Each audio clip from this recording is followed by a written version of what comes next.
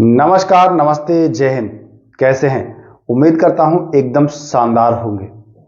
आप लोगों ने इतना ज़्यादा कमेंट किया कि सर बिहार पुलिस के लिए क्लास लाइए लाइए लाइए। मजबूरन मुझे लाना पड़ा। भाई आप लोग का इतना प्रेम देख करके मुझसे रहा नहीं गया, क्योंकि मैं थोड़े दिन बाद स्टार्ट करने वाला था, लेकिन आप लोग का इतना प्रेम मुझे खींच लाया और मैं समय से पहले ही आप लोग को क्लास प्रोवाइड कराना शुरू कर दिया। आज का जो क्लास है, देखिए, सबसे पहले मैं पॉलिटी आप लोग को कवर करा दूंगा। क्यों कराऊंगा पता है? क्योंकि पॉलिटी से प्रश्नों की संख्या लगभग 10 से 15 के बीच में रहती है, तो पॉलिटी से लगभग ठीक ठाक प्रश्न रहते हैं। तो मैं सबसे पहले पॉलिटी आपको करा करके बिल्कुल एकदम परफेक्ट बना दूंगा, ताकि पॉलिटी से एक भी क्वेश्चन आप नहीं छोड़ेंगे। जी हाँ, एक भी नहीं छोड़ेंगे। अगर 15 आएगा तो 15 में 15 आप करेंगे, 14 आएगा तो 14 में 14 करेंगे, एको को नहीं छूटेगा। समझ गए? लेकिन कैसे? आपको सारे वीडियोस को देखना होगा, और साथ ही साथ मैंने आपको पहले भी बताया था कि मैं जब क्लास स्टार्ट करूंगा तो आपको साथ में 2 बुक भी रखना है। उसको भी मैं बताऊंगा, वो आपको होमवर्क के रूप में मैं बता दूंगा, वीडियो के माध्यम से ही, या टेलीग्राम से जुड़ जाइएगा। टेलीग्राम का लिंक दे दे रहे हैं डिस्क्रिप्शन में, जुड़ जाइएगा।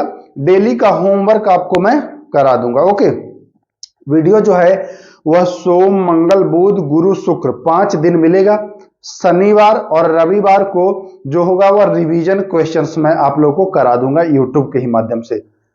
तो एकदम परफेक्ट प्लानिंग के साथ इस बार आपको तैयारी करनी है। और इस बार जो लापरवाही किया पढ़ने में, उसके लिए रखे हैं हम डंडा भी। समझ गए? उसके लिए हम डंडा भी रखे हैं। लापरवाही नहीं करना है। जितना मेहनत मैं करूंगा, कम से कम उससे आधा भी अगर आप कर देंगे ना, तो आप नौकरी ले लेंगे। और नहीं तो ये समझ लीजिएगा, ये हम डराने के लिए नहीं रखे, हम पीटेंगे, ये समझ लीजिएगा। हाँ, यही रखे हैं इसीलिए। तो बिल्कुल भी एकदम इस बार कोताही नहीं करना है। इस बार हर हाल में आपको नौकरी लेना है। आज का जो है वो हम लोग पढ़ेंगे मौलिक अधिकार। देखिए, संविधान से जितने ऐसे टॉपिक हैं जहां से प्रश्न बनता है, प्रीवियस ईयर क्वेश्चन आप देखिए तो आपको खुद भी समझ में आएगा, अगर आप हमसे नहीं पढ़ना पसंद करते हैं। अच्छा, ऐसे बहुत लोग को होता है किसी की शक्ल ही नहीं पसंद आएगी, तो बहुत सारे ऐसे बच्चे होंगे जो नहीं पसंद करते होंगे, उनको लगता होगा बेकार बता रहा है। तो उनके लिए मैं बता दूं कि चलिए पढ़िए, मुझसे या मत पढ़िए, कहीं भी पढ़िए, लेकिन आप पढ़िए। तो कुछ टॉपिक्स होते हैं जो सारे एग्जाम में आते हैं, बिहार पुलिस में तो आते ही आते हैं, तो उनमें मौलिक अधिकार का नंबर 1 स्थान है, पहला स्थान है। आप कोई भी एग्जाम में देख लीजिए, यहां से प्रश्न बनेगा। आज हम लोग मौलिक अधिकार के बारे में डिटेल में पढ़ेंगे। अधिकार जानते हैं, जब आपको कोई अधिकार दिया जाता है ना, तो उसका आप अच्छे से उपयोग करते हैं। तो मौलिक अधिकार आपको जानना बहुत ही जरूरी है। अगर आप अपने अधिकार नहीं जानेंगे तो आपको आपका अधिकार नहीं मिलेगा, आपको दबाया कुचला जाएगा, है ना, आपको वंचित कर दिया जाएगा अधिकार से। तो मौलिक अधिकार तो ऐसे भी सभी को जानना चाहिए। आज की वीडियो करने के बाद मौलिक अधिकार से एक भी प्रश्न आप नहीं छोड़ेंगे बिहार पुलिस के लिए। ओके, तो हम यहां चर्चा करेंगे मौलिक अधिकार में अनुच्छेद 12 से लेकर के अनुच्छेद 35 तक, एक भी नहीं छोड़ेंगे। तो चलिए शुरू करते हैं, ज्यादा वक्त न गवाते हैं। सर्वप्रथम हम लोग आ जाते हैं मौलिक अधिकार। इसे देखिए, कहीं कहीं आपको मूल अधिकार भी मिल जाएगा, तो परेशान नहीं होना है। ये नहीं कि कहिएगा कि अरे वो तो मौलिक पढ़ाए थे, मूल है, गड़बड़ा गया मामला, है ना। तो बिल्कुल एकदम, जो बच्चे सुनने हैं वो भी सुन लें, जो जीरो हैं, जिन्होंने नहीं तैयारी शुरू की है, जिन्होंने पढ़ना कुछ भी नहीं शुरू किया है कंपटीशन के लिए, है ना, उनके लिए भी बिल्कुल जीरो से ही है ये क्लास, जीरो से, कोई दिक्कत नहीं। आइए, तो मौलिक अधिकार, जिसे मूल अधिकार के भी नाम से आप जानते हैं, अंग्रेजी में फंडामेंटल राइट्स आपको लिखा मिलेगा। तो ये तीनों एक ही है, मूल अधिकार, मौलिक अधिकार, फंडामेंटल राइट्स। ओके, ये चीज आपको ध्यान देना है। अब हम लोग बात करते हैं कि मूल अधिकार तो हम लोग पढ़ रहे हैं, ये संविधान में इसका उल्लेख कहां है, तो यहां पर ध्यान दीजिएगा। बहुत शानदार प्रश्न बनता है, प्रश्न बनना शुरू हो जाएगा, जो चीज बताऊंगा उसको लिखिएगा भी जरूर। तो ध्यान दीजिए, मूल अधिकार या मौलिक अधिकार या फंडामेंटल राइट्स का जो उल्लेख है, यह भारतीय संविधान की भाग यहां पर लिखा हुआ है ना, भाग 3 में है, लिख लीजिए। मूल अधिकार भाग 3 याद कैसे करेंगे? याद बच्चों को कभी कभी होता है ना कि मूल अधिकार और मूल कर्तव्य में बच्चे कंफ्यूज होते हैं। तो मूल अधिकार भाग 3 कैसे याद रहेगा? तो देखिए, जब आप अधिकार पढ़ना शुरू करते हैं तो आ में देखिए, ये आ जो है ना, ये 3 से मिलता जुलता आपको दिखेगा। तो आप याद रखिएगा कि अधिकार यानी अधिकार लिखने से पहले ही आप 3 लिख देते हैं, है ना। 3 को ही आप ऐसे करके अधिकार बना सकते हैं। तो भाग 3 मूल अधिकार। मैं उम्मीद करता हूं बिल्कुल क्लियर हो गया होगा, कोई दिक्कत नहीं। और एक चीज और, जितना हल्ला कर रहे थे आप लोग कि क्लास शुरू करिए, क्लास शुरू करिए, अब आपसे निवेदन है विनम्र कि वीडियो को शेयर करिएगा, ज्यादा से ज्यादा लोगों तक पहुंचाइए, तब ऊर्जा मिलेगी। फिर और एक दिन में 2-2, 3-3 वीडियो आप लोग को प्रोवाइड कराएंगे। जब आप लोग ऊर्जा देंगे, एनर्जी देंगे, तभी काम करेंगे ना।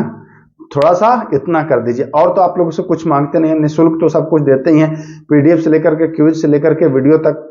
तो विनम्र निवेदन है कि थोड़ा सा आप लोग भी मेरे लिए थोड़ी सी मदद करें। चलिए अब बात कर लेते हैं भाग 3 तो जान गए आप।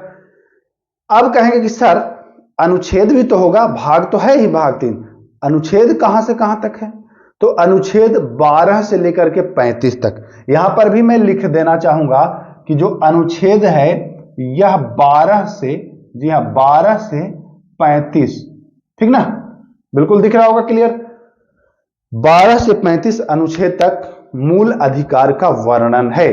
भाग पूछे भाग 3 और अनुच्छेद पूछे 12 से 35, कोई दिक्कत नहीं। एक सवाल और बनता है, मूल अधिकार या मौलिक अधिकार या फंडामेंटल राइट्स भारतीय संविधान में लाया गया है, कहां से लाया गया है? ऑप्शन देगा रूस, अमेरिका, ऑस्ट्रेलिया, इंग्लैंड। तो क्या बताएंगे? मूल अधिकार जो है वह अमेरिका से लिया गया है। अब मूल अधिकार और मूल कर्तव्य में यहां भी कंफ्यूजन होगा, यहां भी वैसे याद करना है। आ से अधिकार और आ से जो है वह अमेरिका। अधिकार अमेरिका, अधिकार अमेरिका, रिलेट कर रहे हैं, बहुत अच्छे से समझते चल रहे हैं आप लोग, बिल्कुल अच्छे से ऐसे ही समझते चलिए। अटेंडेंस बनाते रहिए, बिहार पुलिस वाले जितने भी हैं, बिहार पुलिस वाले अटेंडेंस बनाते रहिए, यहां कोई दिक्कत नहीं। चलिए तो ये आप जान गए, ओके। चलिए, संविधान के भाग 3 को ही मैग्ना कार्टा भी कहा जाता है। ये बहुत शानदार प्रश्न बनता है कि मैग्ना कार्टा कहा जाता है, संविधान के किस भाग को मैग्ना कार्टा कहा जाता है? तो सीधा आंसर करेंगे कि संविधान के भाग 3 को ही, किसको भैया? 3 को ही जो है वह मैग्ना कार्टा कहा जाता है, कोई दिक्कत नहीं, समझ रहे हैं आप? चलिए अब चलें हम लोग, अब चलें, देखिए इसमें और भी चीजें हैं, और भी चीजें हैं, क्या क्या है सब कुछ हम बताएंगे। तो सबसे पहले अब हम लोग चलते हैं कि ये कितने जो हैं यह मूल अधिकार हैं, इनकी संख्या कितनी है? अनुच्छेद की तो हम लोग बात करेंगे ही, इनकी संख्या कितनी है, मूल अधिकारों की संख्या कितनी है? तो बहुत बढ़िया प्रश्न बनता है। अगर पूछे मूल संविधान में मूल अधिकार की संख्या कितनी थी, मूल संविधान अगर लगा दे मूल, तब आंसर बताएंगे 7। पहले 7 था, बाद में एक जो है मूल अधिकार, इसको निकाल करके और कानूनी अधिकार बना दिया गया है। आगे हम लोग चर्चा करेंगे कि इसको निकाला गया है, कब निकाला गया है और उसको कहां रखा गया है ना, सब कुछ भाग अनुच्छेद सब कुछ हम लोग डिस्कस करेंगे। तो बात करते हैं कि 7 जो थे वह मूल अधिकार थे, लेकिन अभी सर आप बता रहे हैं कि 6 ही मूल अधिकार है। तो वह 6 मूल अधिकार कौन कौन सा है भैया? 6 मूल अधिकार कौन कौन सा है? तो पहला जो है वह देखिए समता का अधिकार। जी हां, पहला जो है वह समता का अधिकार। समता के अधिकार में आएगा अनुच्छेद 14 से 18। जी हां, अनुच्छेद 14 से 18 आएगा समता के अधिकार। अब समता के अधिकार 14 से 18 कितने अनुच्छेद हो गए बताइए? समता के अधिकार में कितने अनुच्छेद हैं? 14 से 18। तो यहां पर बहुत लोग कहेंगे कि सर 14 से 18 4, लेकिन नहीं, 14 से 18 4 नहीं होता है, 14, 15, 16, 17, 18 यानी कि 5। और आपको लिखा दिख भी रहा होगा, है ना, मैंने इसीलिए लिख दिया है। यहां पर अगर कभी आपसे पूछ दिया जाए तो कंफ्यूज बिल्कुल भी मत होइएगा कि 14 से 18 कितने होते हैं, तो ये मत कहिएगा कि 4, 5 हैं। तो ये आपको अच्छे से ध्यान रखना है। चलिए अब हम लोग चलते हैं, ये तो हो गया पहला। अब दूसरा की बात करते हैं तो दूसरा में है स्वतंत्रता का अधिकार। लिखते जाइए, 6 का नाम लिखिएगा। पहला लिख लीजिए।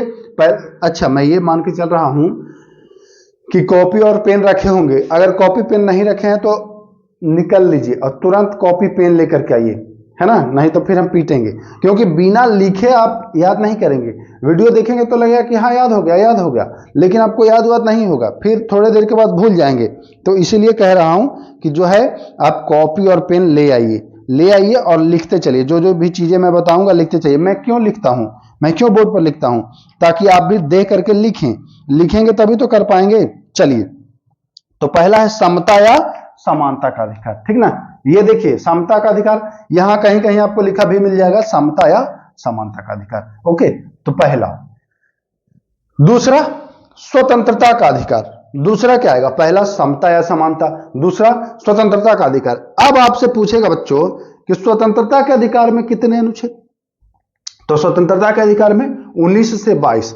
अब ये मत कहिएगा कि 19 से 22 3, है ना, 19 से 22 4। मैं जानता हूं कि बहुत छोटी चीज है, लेकिन होता है क्या कि जल्दीबाजी में अगर आपसे कोई पूछ दे कि भैया कितने हैं स्वतंत्रता के अधिकार में, कितने अनुच्छेद 19 से 22 के अंतर्गत, तो आपको लगेगा कि 19 से 22, 19 3 22, है ना, ऐसे करके आप बता देंगे। तो ये आपका गड़बड़ सड़बड़ हो जाएगा। चलिए ठीक, ओके, ये हो गया।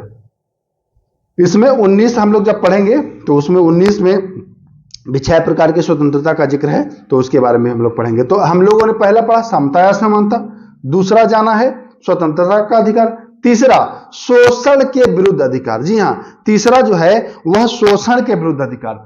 शोषण के विरुद्ध अधिकार में कितने अनुच्छेद आएंगे यह भी आपको जानना जरूरी है। तो शोषण के विरुद्ध में आपको अनुच्छेद 23 और कौन आएगा 24। जी हां, ये देखिए लिखा हुआ है यहां, शोषण के विरुद्ध अधिकार में आएगा 23 और 24। यहां से कंटिन्यू हम लोग चल रहे हैं ना। समता या समानता में 18 तक आया, स्वतंत्रता का अधिकार 22 से है, और शोषण के विरुद्ध अधिकार ये जो तीसरा है, लिखते चलिए फिर लिखते चलिए। आपसे पूछ देगा कि शोषण के विरुद्ध अधिकार संविधान के किस अनुच्छेद में है, तो बताएंगे अनुच्छेद 23 से 24 इसका जिक्र है। ओके, अब आते हैं कि 25, 26, 27, 28 यह है धर्म की स्वतंत्रता का अधिकार। चौथे नंबर पर आता है धर्म की स्वतंत्रता का अधिकार, चौथे नंबर पर।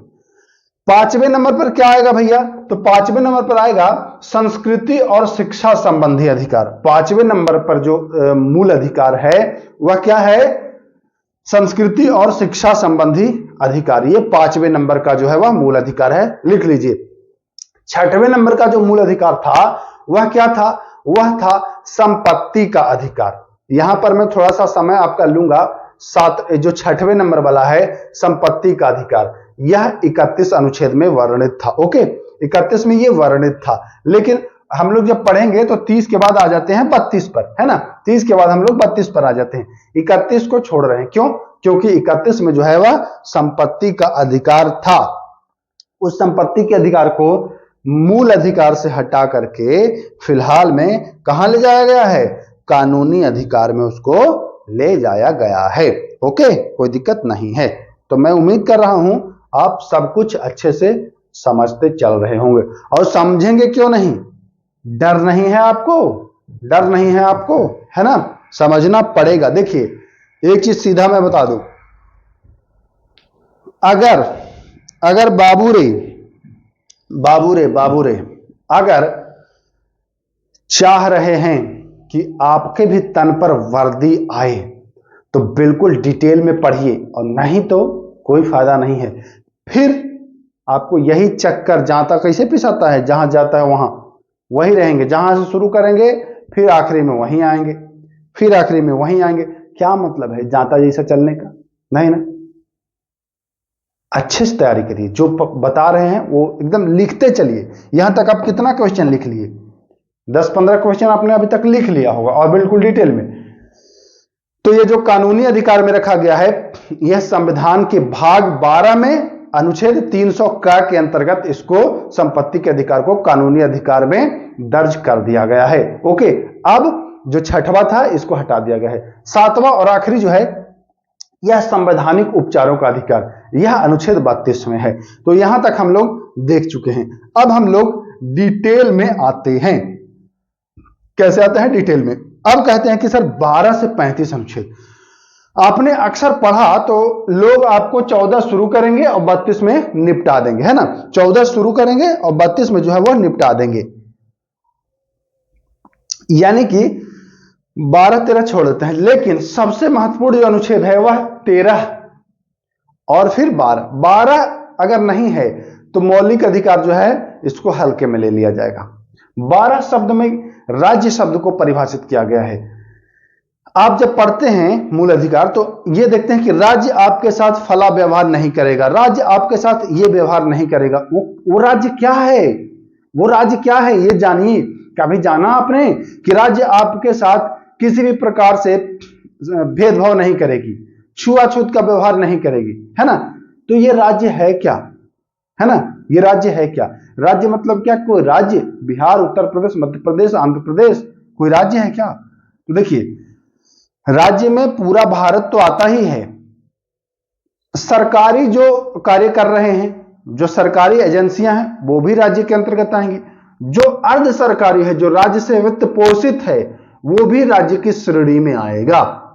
एग्जाम्पल फॉर LIC हो गया, या जो भी सरकारी उस पर पल रही हैं, सरकार से वित्त पा रही हैं, वो सारी एजेंसियां जो है वह राज्य के अंतर्गत। राज्य का मतलब केवल राज्य से ही नहीं है। तो राज्य शब्द को परिभाषित किया गया है अनुच्छेद 12 में। अनुच्छेद 12 को जब आप डिटेल में देखेंगे तो उसमें बताया गया है कि राज्य शब्द में क्या क्या आता है, ठीक ना। फिलहाल बिहार पुलिस के लिए इतना जानना काफी है। बाकी अगर बिहार सब इंस्पेक्टर के लिए बताऊंगा तो उसमें पूरा राज्य को हम खोल देंगे क्या है राज्य में। ओके, 13 में विधि शब्द को परिभाषित किया गया है। सीधा सा प्रश्न बन सकता है, राज्य शब्द को परिभाषित किया गया है अनुच्छेद 12 में। अभी हम लोग चलेंगे जब मूल अधिकार समाप्त करके हम लोग राज्य के नीति निर्देशक तत्व पढ़ेंगे तो राज्य शब्द का जिक्र वहां भी एक बार हम लोग करेंगे, वहां भी एक अनुच्छेद है, तो उसकी बात अब छोड़ दीजिए। विधि शब्द को परिभाषित अनुच्छेद 13 में आपसे सीधा प्रश्न बनेगा, विधि शब्द को परिभाषित अनुच्छेद 13। अनुच्छेद 13 क्या कहता है। अनुच्छेद 13 कहता है कि मूल अधिकारों को सीमित अल्पीकरण करने वाली वैसी विधि को शून्य करार कर दिया जाएगा जो मूल अधिकार पर आघात लाती हो।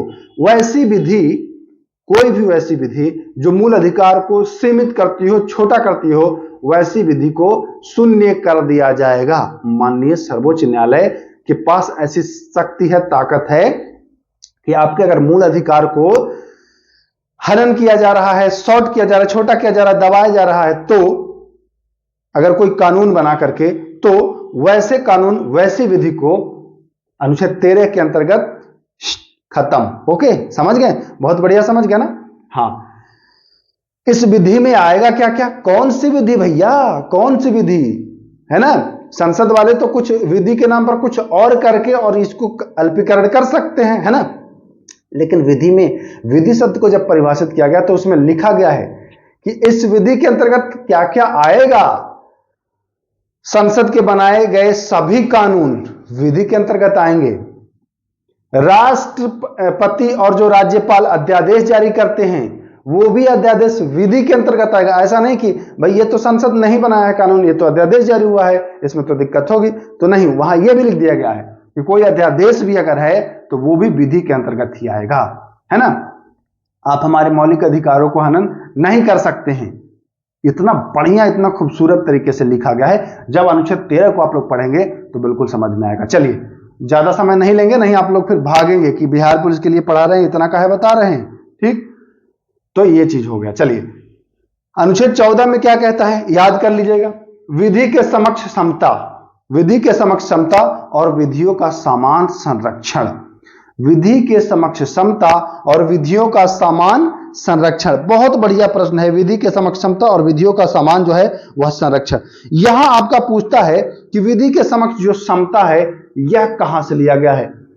तो विधि के समक्ष अगर समता पूछे तो याद रखिएगा कि यह ब्रिटिश संविधान से लिया गया है, और विधि के समान संरक्षण यह USA के संविधान से लिया गया है। दोनों को लिख लीजिए। विधि के समक्ष समता का जो है यह ब्रिटिश से, और समान संरक्षण यह जो है अमेरिका से। आगे चलते हैं अनुच्छेद 15। अनुच्छेद 15 कहता है कि भेदभाव का निषेध, शिक्षण संस्थानों में भेदभाव का निषेध। और किस चीज के आधार पर, किस चीज के आधार पर भेदभाव का निषेध भैया? तो भेदभाव का निषेध है, 5 आधार है, इन 5 आधार को याद रखिएगा। धर्म, जाति, लिंग, 3 हो गया, धर्म, जाति, लिंग, जन्म स्थान और मूल वंश। ये 5 आधार पर राज्य आपके साथ भेदभाव नहीं करेगी। कौन कौन से 5 आधार हैं आप लिख लीजिए, धर्म, जाति, लिंग, मूल वंश और जन्म स्थान। ये 5 आधार हैं, इन पर भेदभाव नहीं किया जा सकता है। ओके, चलिए 15 अनुच्छेद हो गया। 16 में है अवसर की समानता। अवसर की समानता, ओके, किसी भी भारत के किसी भी नागरिक को इन 5 आधार पर, यही 5 आधार पर अवसर की समानता से वंचित नहीं किया जा सकता है। यह भी आपको ध्यान देना है। लेकिन जब आप 15 अनुच्छेद पढ़ते हैं तो अभी हमने बताया कि इन 5 आधारों पर आपके साथ भेदभाव नहीं किया जा सकता है। उसमें क्या है? जन्म स्थान, लिंग, जाति, है ना। लेकिन आप एक चीज पढ़ेंगे कि जाति के आधार पर तो भेदभाव किया जाता है। आप अगर ऊंची जाति के हैं और कोई निम्न जाति का है, जैसे आप यूआर में आते हैं और कोई एससी में आता है, तो भेदभाव तो मिलता है। कहीं भी आप एडमिशन के लिए जाइए तो उनके लिए इतना सीट आरक्षित है, उनका कट ऑफ कम है। आप यूआर से हैं तो आपके लिए सीट ज्यादा है। महिला है तो महिलाओं के लिए जो है वह कट ऑफ कम है। तो यहां लिंग के भी आधार पर भेदभाव दिख गया और जो है वह जाति के आधार पर भी भेदभाव दिख गया। अब आप कहेंगे कि सर लिंग के आधार पर तो भेदभाव आप बोले कि नहीं होगा। तो देखिए अनुच्छेद 15(3), 15(4) है ना, इनमें प्रावधान किया गया है कि नहीं, राज्य को अगर महिला की बात की जाए, लिंग के आधार पर भेदभाव की बात की जाए, तो अनुच्छेद 15(3) में यह किया गया है कि राज्य जो है वह अलग व्यवस्था कर सकती है। 15(4) में जो है वह जाति के आधार पर आपको मिलेगा, एससी एसटी के लिए अलग व्यवस्था की जा सकती है। तो यह चीज आपको ध्यान देना है। चलिए अब हम लोग चलते हैं कि अवसर की समता। नौकरी के लिए भी ये कंडीशंस हैं कि नौकरी में भी किसी को भेदभाव नहीं किया जाएगा लिंग जाति के आधार पर। वही 5 आधार इसमें भी हैं, यहां भी आप देखते हैं कि होता है। तो वही अनुच्छेद 16(4) और 16(3) में जिक्र है ना। एक आप देखते हैं कि ईडब्ल्यूएस को आरक्षण मिलता है नौकरियों में, तो वह है अनुच्छेद 15(6) और 16(6). ये चीज आपको ध्यान देना है, 15(6) और 16(6). 15(6) में जो है वह दाखिला में शिक्षण संस्थानों में, और 16(6) जो है वह नौकरियों। चलिए 17, अस्पृश्यता का अंत।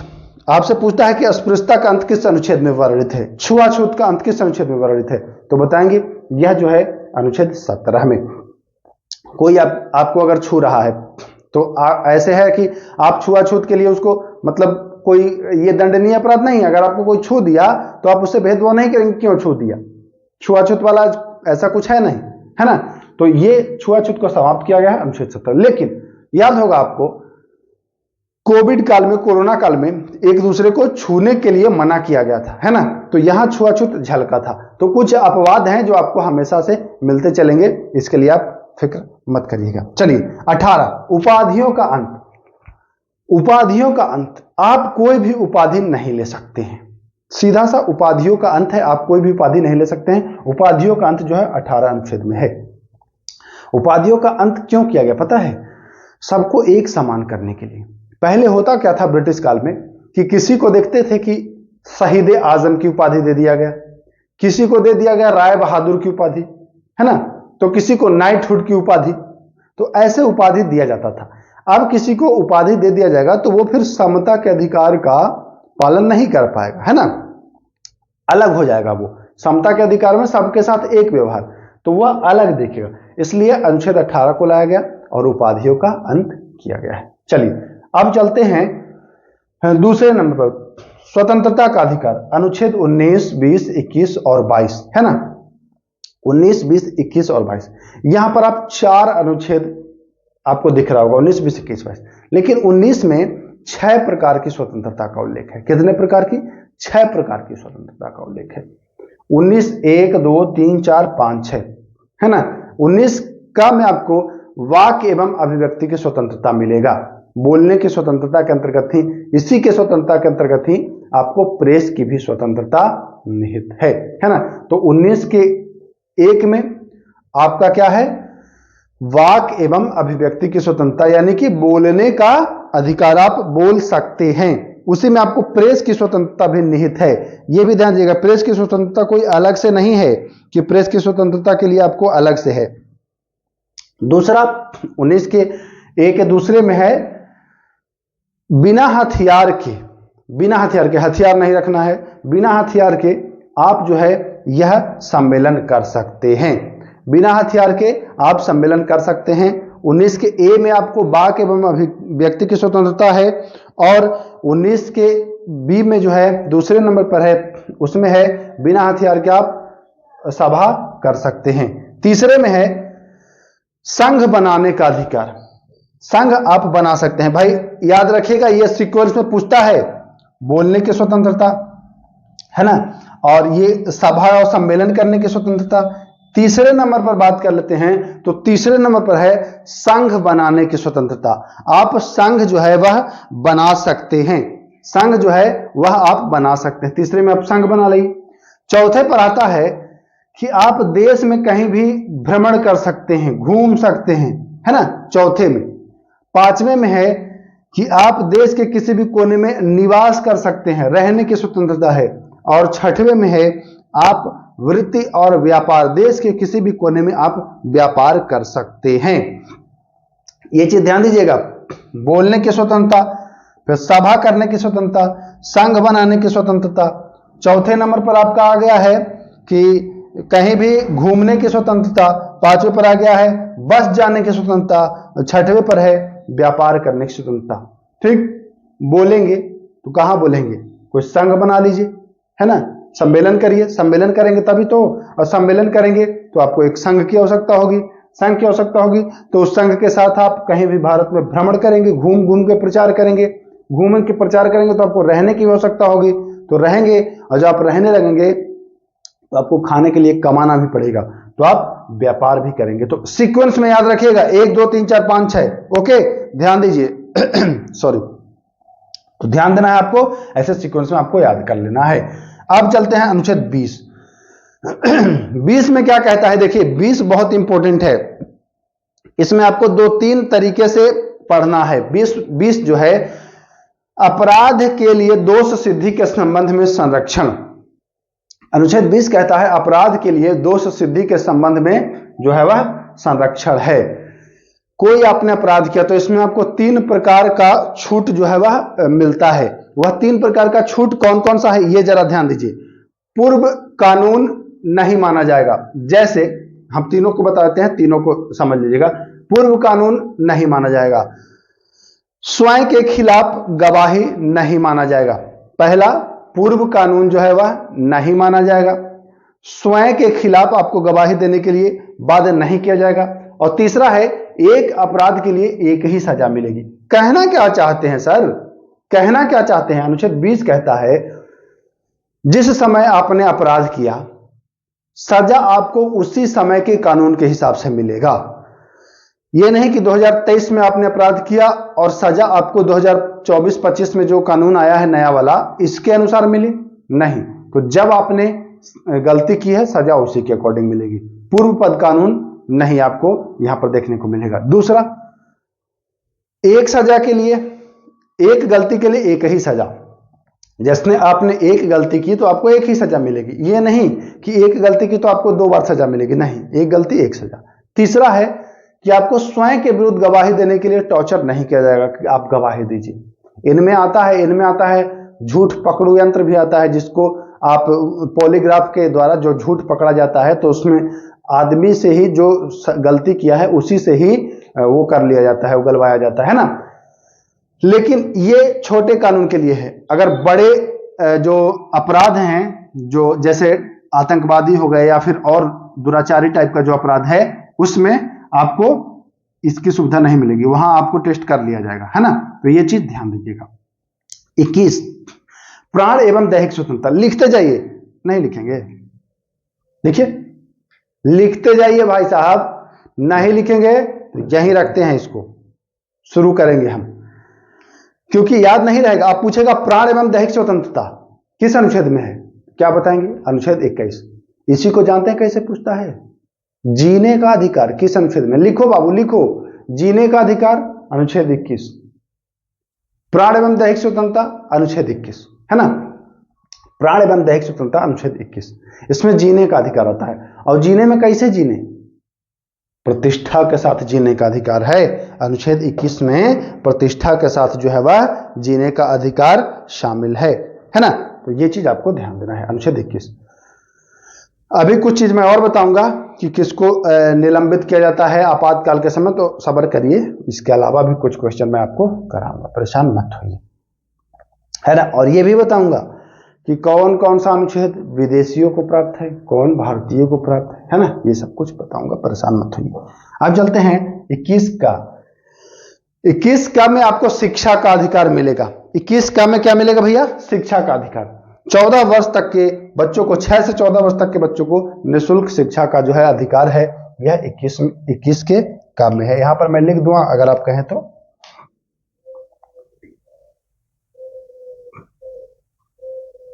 है ना, शिक्षा का अधिकार। ओके चलिए, यहां पर मैं आपको लिख दिया टेढ़ा मेढ़ा जो भी। चलिए अब आते हैं अनुच्छेद 22, कुछ दशाओं में गिरफ्तारी से संरक्षण। कुछ दशाओं में गिरफ्तारी से संरक्षण, अनुच्छेद 23 और 24। अनुच्छेद 23 और 24 है शोषण के विरुद्ध अधिकार। इसमें पढ़ेंगे आप, 23 में पढ़ेंगे मानव का दुर्व्यापार व बलात् श्रम। मानव का खरीद बिक्री बिल्कुल अवैध है, ऐसा आप करेंगे तो दंडनीय अपराध होगा, है ना। तो ये अनुच्छेद 23 में किसी भी मानव की खरीद बिक्री नहीं की जा सकती है। ओके, इसमें वेश्यावृत्ति भी आता है, ये भी ध्यान दीजिएगा, वेश्यावृत्ति भी इसी में आता है। अगर पूछे कि वेश्यावृत्ति, तो अनुच्छेद 23 के द्वारा ही ये अवैध है। ओके चलिए, अनुच्छेद 24 कहता है जोखिम भरे कार्यों पर 14 से कम वर्ष की आयु के बच्चों को नहीं रखा जाएगा। 14 से कम वर्ष की बच्चे को जोखिम भरे कार्यों कारखानों पर नहीं रखा जाएगा, ऐसा अनुच्छेद 24 कहता है। यह शोषण के विरुद्ध अधिकार में आता है। अब हम लोग चलते हैं धर्म की स्वतंत्रता का अधिकार। अनुच्छेद 25 कहता है किसी भी व्यक्ति को अपने धर्म को मानने, आचरण करने, अबाध रूप से इसकी स्वतंत्रता है। आपको अपने धर्म को मानना है, कैसे आचरण करना है आप करिए, है ना। यह अनुच्छेद किसमें है? 25 में। धार्मिक कार्यों के प्रबंध की स्वतंत्रता अनुच्छेद 26 में है। लिखते जाइए, लिखते जाइए। किसी भी धर्म को मानने, आचरण करने की स्वतंत्रता अनुच्छेद 25। किसी भी धार्मिक कार्यों की प्रबंध करने की स्वतंत्रता अनुच्छेद 26। 27 में है धार्मिक संप्रदाय, अगर आप धार्मिक कार्यों से जुड़े हैं तो आपको कर के लिए बाध्य नहीं। जैसे समझिएगा, जैसे राज्य आपसे ये कहे कि टैक्स नहीं ले सकती है कि मैं मुस्लिम धर्म या हिंदू धर्म के लिए ये काम कर रहा हूं, आप इसमें टैक्स दीजिए, तो धार्मिक कार्यों के लिए आपसे टैक्स नहीं लिया जाएगा। ये चीज मैं कहना चाह रहा हूं। मैं उम्मीद कर रहा हूं चीजों को समझ रहे होंगे आप। अगर कहीं डाउट होगा तो बताइएगा। धार्मिक कार्यों के लिए आपसे टैक्स नहीं वसूला जाएगा। ओके, जैसे रोड बनता है, पुल बनता है, तो आपसे टोल टैक्स के रूप में ले लिया जाता है ना, एक टैक्स लिया जाता है। लेकिन मंदिर में आपको टैक्स नहीं लिया जाएगा कि आप मंदिर बन रहा है तो वहां आप टैक्स दीजिए ही दीजिए। वो डोनेट कर सकते हैं, अगर आप इच्छुक हैं तो कर सकते हैं, वो अलग चीज है, लेकिन यहां आपसे नहीं लिया जाएगा। धार्मिक संस्थाओं में अगर कोई धार्मिक शिक्षा दी जा रही है तो वहां ये जरूरी नहीं है कि आप पहुंचे ही, मतलब ये बाध्य नहीं है, आपको वहां उपस्थित होने के लिए स्वतंत्र किया गया है। अगर कहीं पहले तो धार्मिक शिक्षा उपलब्ध नहीं कराई जाएगी, लेकिन अगर कहीं कराई जाती है, उसके नियम है, कराई जाती है, तो वहां आपको ये नहीं है कि आपको आना ही आना है। जैसे आप मुस्लिम धर्म से हैं या हिंदू धर्म से हैं, है ना, या सिख धर्म से हैं, अगर किसी जगह पे किसी मदरसे में या कहीं मुस्लिम धर्म की पढ़ाई हो रही है, तो ये जरूरी नहीं है कि आपको वहां जाना ही जाना है ना। जहां पर अलाउ है, और जो स्पेशल धार्मिक कार्यों के लिए ही जहां पढ़ाई हो रहा है वहां तो होगा ही पढ़ाई, उसके लिए अलग से प्रावधान है ना। लेकिन जो बनाया गया है कि यहां धार्मिक शिक्षा नहीं दी जाएगी, वहां धार्मिक शिक्षा नहीं दी जाएगी, अगर दी जाती है तो यह जरूरी नहीं है कि आपको वहां शामिल होना ही आवश्यक है। मैं फिर से एक बार इसको समझाना चाहूंगा। कहने का हमारा यह मतलब है कि वैसे धार्मिक संस्थाओं में जहां शिक्षा दी जा रही है तो वहां आपको बाध्य नहीं किया जाएगा कि आप आइए और ये शिक्षा लीजिए, नहीं, कोई जरूरी नहीं है। ये चीज को आप अच्छे से समझिएगा। चलिए आते हैं हम लोग संस्कृति और शिक्षा संबंधी अधिकार। जब हम लोग पढ़ेंगे अनुच्छेद 29 और 30, तो 29 में क्या कहता है देख लीजिए। अल्पसंख्यकों के भाषा, लिपि और संस्कृति की सुरक्षा। अल्पसंख्यकों को यह अधिकार है कि वह अपनी भाषा, अपनी लिपि और अपनी संस्कृति की सुरक्षा करे, ऐसा अनुच्छेद 29 कहता है। अनुच्छेद 30 क्या कहता है? अल्पसंख्यकों को शिक्षण संस्थानों की स्थापना का अधिकार। अल्पसंख्यक जो है वह अपने लिए शिक्षण संस्थानों की स्थापना जो है वह कर सकते हैं। 31 अनुच्छेद मैंने आपको बता दिया है, वो फिलहाल 12 भाग में है, 300 का में पड़ा हुआ है कानूनी अधिकार के रूप में। चलिए अब आते हैं अनुच्छेद 32, संवैधानिक उपचारों का अधिकार। अगर आपके मौलिक अधिकारों का हनन हो रहा है तो इसके तहत 5 प्रकार के रीट जारी किए जाएंगे, है ना। इसके तहत 5 प्रकार के रीट जारी किए जाएंगे, और यह 5 प्रकार का रीट कौन है? बंदी प्रत्यक्षीकरण, परमादेश, अधिकार परीक्षा, उत्प्रेषण और प्रतिषेध। ये 5 प्रकार के रीट का आप ध्यान रखिएगा। 5 प्रकार का रीट है बंदी प्रत्यक्षीकरण, परमादेश, अधिकार परीक्षा, उत्प्रेषण और प्रतिषेध। ये 5 प्रकार की जो है वह रीट है। इसे ही डॉक्टर भीमराव अंबेडकर ने संविधान की आत्मा कहा। ओके, इसे ही क्या कहा? संविधान की आत्मा कहा। चलिए आगे चलते हैं। अनुच्छेद 33 कहता है कि अच्छा एक चीज सीधा सा बताऊं, जो मिलिट्रीज होते हैं, जो अर्धसैनिक होते हैं, जो पुलिस होते हैं, उनको मौलिक अधिकारों से वंचित किया जाता है कुछ हद तक, है ना। तो ये अनुच्छेद 33 के कारण ही होता है। 33 में ऐसा लिखा गया है कि जो डिफेंस कार्यों में लगे हैं उनके मौलिक अधिकारों को प्रतिबंधित किया जाएगा। वो कहीं भी सम्मेलन नहीं कर सकते हैं, मतलब संघ नहीं बना सकते हैं, अपना यूनियन नहीं बना सकते हैं, है ना। ये है, धरना नहीं दे सकते हैं, ये है, ये सारी चीजें जो हैं यह नहीं कर सकते हैं, और बहुत सारे अधिकार जो हैं उनको रोक दिया जाता है।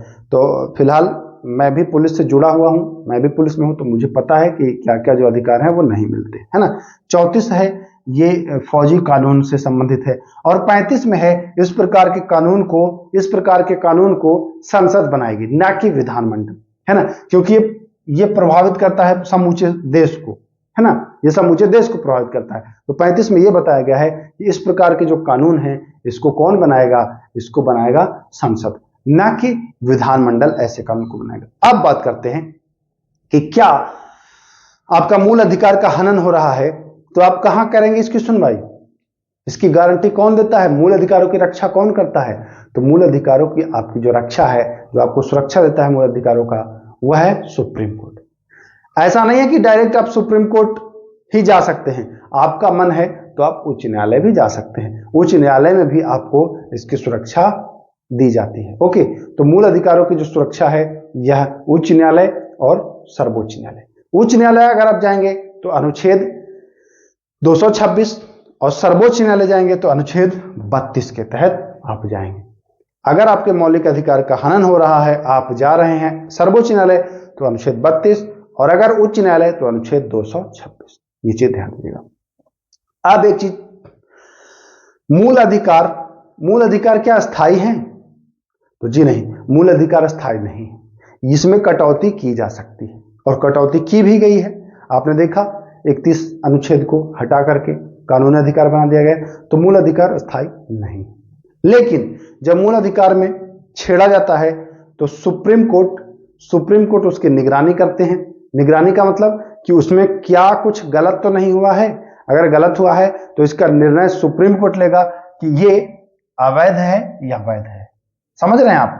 तो मूल अधिकारों की जो रक्षा आपकी करता है वह सर्वोच्च न्यायालय, माननीय सर्वोच्च न्यायालय के द्वारा की जाती है। मैं आपको यह भी बता दिया हूं कि ये जो है स्थायी नहीं है, है ना। एक चीज मैं और आपको बता दूं, जो शिक्षा का अधिकार है, पूछता है कि मूल अधिकार के अनुच्छेद 21 का में शिक्षा के अधिकार को जोड़ा गया। यह कब जोड़ा गया? तो यह 86वें संविधान संशोधन 2002। लिख लीजिए भाई साहब, नहीं फिर भूल जाएंगे और कहेंगे कि बताया नहीं था, है ना। 86वां संविधान संशोधन 2002 से इसको जोड़ा गया है। तो इस बात का भी आपको बहुत अच्छे से ख्याल रखना है। अब बात करते हैं कि इनमें से कौन कौन जो है वह विदेशियों को प्राप्त नहीं है, कौन कौन जो है वह विदेशियों को प्राप्त नहीं है। तो विदेशियों को जो प्राप्त नहीं है वह है 15, 16, 19, 29 और 30। 15, 16, 19, 29 और 30 ये विदेशियों को प्राप्त नहीं है। कौन कौन देखिए भैया, 15, 16, 19, 29 और 30 ये विदेशियों को प्राप्त नहीं है। क्यों नहीं है प्राप्त? अब भाई विदेशी का क्या पता कि वो अल्पसंख्यक है कि बहुसंख्यक है, ये तो दोनों बिल्कुल ही नहीं उसको मिलेगा, क्या पता 19 में अब विदेशी कहां आकर के भाषण देना शुरू करेगा, धरना देना शुरू करेगा, तो ये भी नहीं मिला है।